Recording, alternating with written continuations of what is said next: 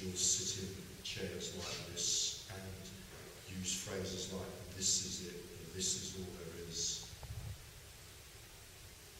It's because that's what's seen.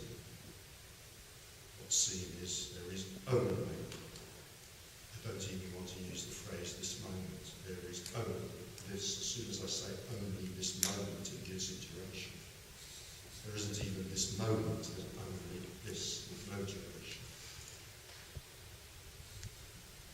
So then there's no need to do practices to develop presence or to develop being in the now, because that's all there is anyway. But for a person, so much attention tends to be focused on the past and on the future. Just because the person tends to carry a lot of neurosis, and neurosis tends to be about the past and the future rather than about this. Neurosis tends to accrete around regret and guilt and nostalgia and other feelings to do with the past, and around fear and hope and other things to do with the future. So to whatever extent there is a person who is neurotic, their attention is irrevocably drawn to the past or the future. It's almost like torture to say to that person, be present. How can they be present when their psychic energy is irrevocably drawing them to the past and to the future?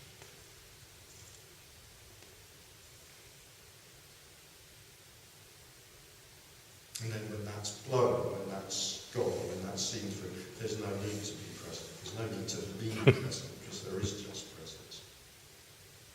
It's not a good word, by the way, presence, but it'll do. Not to do. There is just this. So Richard, does that mean the person is neurosis? I mean, a person is then neurosis? Is that what makes up a person then? A story of collected pain and worries about the future? Is that what a person is then? Partly. The problem with that question is there are so many different ways of using the word person. There are so many different things that can be meant by that. For simplicity, what I'm going to insist on here is that when I say person, what I'm chiefly meaning is the sense of separation. The sense of separation that produces, the sense of contraction, if you like, that produces the sense of separation, but philosophically and psychologically, that's not a very full and not a very interesting definition of a person. There are many others which are much more interesting.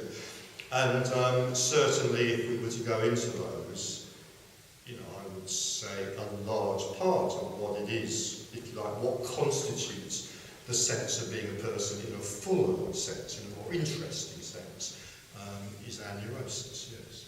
It's not all of it, but...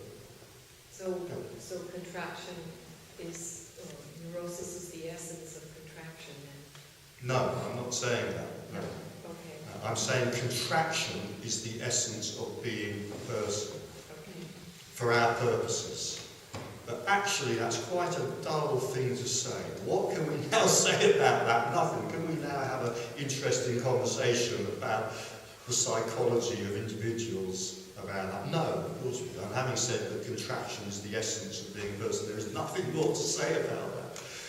If we wanted to have a more interesting conversation about the psychology of being a person, we then have to look at other characteristics, and neurosis is a big one. Neurosis is a big one. So if you like, there is that sense of separation. Now, what form that actually takes in each individual is going to depend on the kind of, if you like, the particular mixture of neurosis partly. Not just on that, but partly on that. And obviously some individuals are more neurotic than others.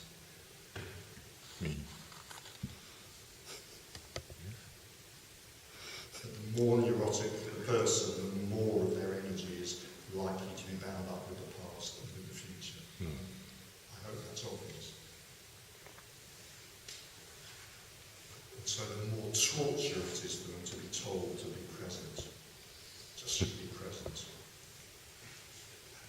Present.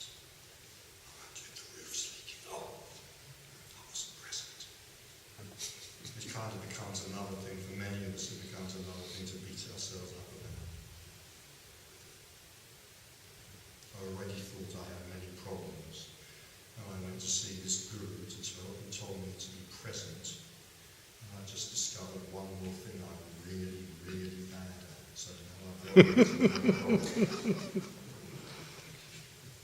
That's why 500 pounds to stop worrying about the whole future is not a bad deal if it works. It's not a bad deal at all if it works. It's a bargain, I'd say. And Sammy Lin probably spends it on setting up orphanages for starving children, so it's a very good deal all round.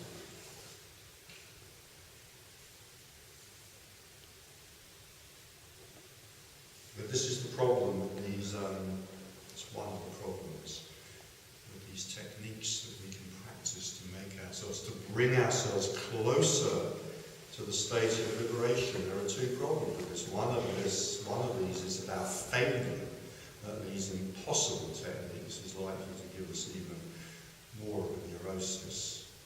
And the second problem is that we can't get closer to this state of liberation. And the third problem is that liberation isn't a state anyway.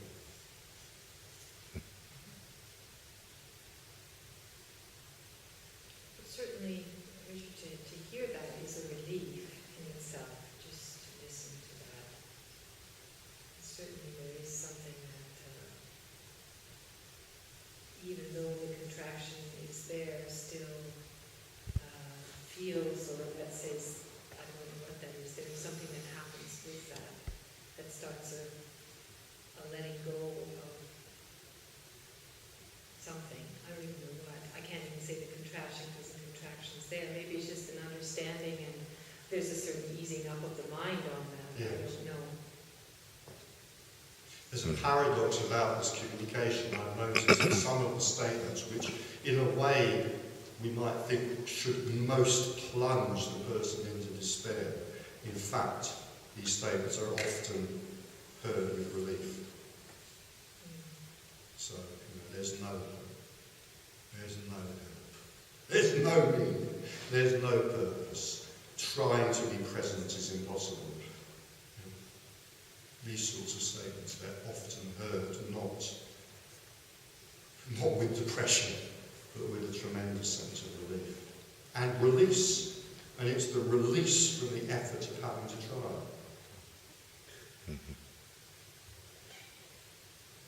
Because techniques like, for example, like being present, being in the now, I mean, these are kind of, they're like sentries that we can place outside the entrance to the stairwell to the deepest part of the shadow of our unconscious. Our fears about the past and the future, our regrets and our guilt, they lie in this dungeon. And we can keep them locked in if we post on the door the sentries of be here now, the sentry of be present. And these sentries, they're very, very effective, they're really good, they're very strong, they're very powerful, and they really work for about 10 seconds. And then they go, and there's nothing we can do about that. And they're absolutely great for about 10 seconds, and then they go to sleep. At which point, all the demons locked in our psychic cells come rushing out through the